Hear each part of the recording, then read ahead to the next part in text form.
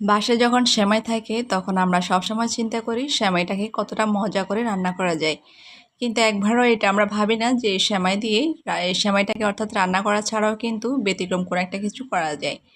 আজকে আমি আপনাদের জন্য সেরকম একটা ভিডিও নিয়ে চলে এসেছি, আশা করছি আপনাদের কাছে অনেক ভালো লাগবে। আমি আজকে এখানে নিয়েছি 1 প্যাকেট বার্মিসেলি সেমাই। তো সেমাইগুলোকে আমি প্রথমে একটু ভেঙে গুঁড়া করে নিব। তারপর এখানে আমি কিছুটা উপকরণ ব্যবহার করব। সেজন্য আমি এখানে নিয়েছি 1/3 কাপ পরিমাণ গুঁড়া দুধ, সাথে দিয়ে দিব 1/4 কাপ চিনি, আর দিয়ে দিচ্ছি স্বাদ মতো লবণ, দিয়ে দিচ্ছি একটা ডিম। এখন এই সবগুলো উপকরণকে আমি সেমাইয়ের সাথে ভালোভাবে মেখে নেব। এখানে কিন্তু এক্সট্রা কোনো ধরনের পানি ব্যবহার করা যাবে না, আর পানি ব্যবহার করতে হবেও না, কেননা চিনি যে চিনিটা অর্থাৎ মাখার পর চিনি থেকে যে পানি ছেড়ে দিবে তাতে কিন্তু এই মিশ্রণটা সুন্দরভাবে মেখে না হয়ে যাবে। বিকেলে নাস্তায় অথবা বাসায় কোনো মেহমান আসলে আপনারা সেমাই দিয়ে যদি এই রেসিপিটি তৈরি করে দেন তখন দেখবেন এটা খেতে ভীষণ মজা লাগে, আর দেখতেও কিন্তু অনেক বেশি সুন্দর হয়।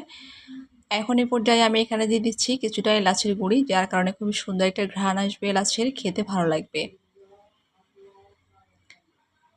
মিশ্রণটা খুবই সুন্দরভাবে মেখে নেওয়া হয়ে গেছে। এখন আমি এখানে নিয়েছি একটা কফির বয়মের কাক নিয়েছি ছোট করে, আর সেই বয়মের কাকের মধ্যে দিয়ে কিন্তু আজকে আমি পিঠাটা তৈরি করব। এটাকে বিস্কিটও বলা যায়, আর দেখতে কিন্তু শেপটা দেখতে কিন্তু একেবারে বিস্কিটের মতো হয়েছে। এখন আমি খুবই সুন্দরভাবে কাকের মধ্যে একটু একটু করে সেমাই নিয়ে বিস্কিটের যে একটা শেপ আছে ওই শেপে সেমাইগুলোকে সুন্দরভাবে তৈরি করে নিচ্ছি।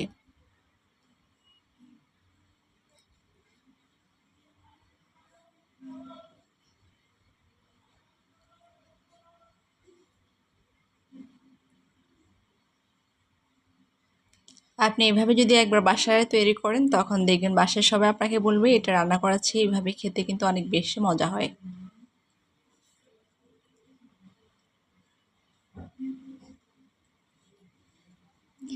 আর ওইটা নেওয়ার পরে দেখতে পাচ্ছেন কতটা সুন্দর হয়েছে।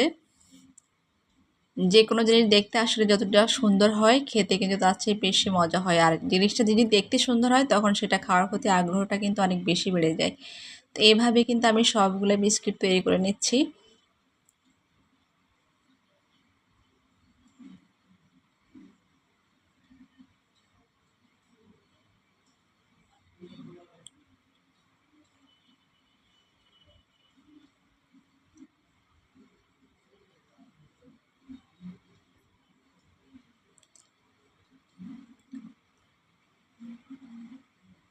সবগুলো দামাত তৈরি করা হয়ে গেছে। এখন আমি চুলে একটা প্যানে তেল দিয়েছি, আর তেলগুলো যখন মিডিয়াম গরম হয়ে এসছে তখন তার মধ্যে বিস্কুটগুলো দিয়ে আমি মিডিয়াম লো হিটে ভেজে নিচ্ছি। খুব বেশি হাই হিটে ভাজা যাবে না এগুলা, যেহেতু এখানে চিনি তারপর হচ্ছে ডিম সেমাই এগুলা মানে পুড়ে যাবে। তো সেই ক্ষেত্রে এগুলাকে মিডিয়াম লো হিটে সুন্দর করে ভেজে নিতে হবে, এতে করে ভিতরে খুব ভালোভাবে হয়ে যাবে। আমার ভিডিওটা আজকে আপনারা কে কোথা থেকে দেখছেন কমেন্ট করে জানাবেন। যদি ভিডিওটি আপনাদের ভালো লাগে তাহলে প্লিজ লাইক করবেন, শেয়ার করবেন, আর আমাকে সাপোর্ট করার জন্য আমার ফেসবুক পেজটি ফলো দিয়ে পাশে থাকবেন সবাই।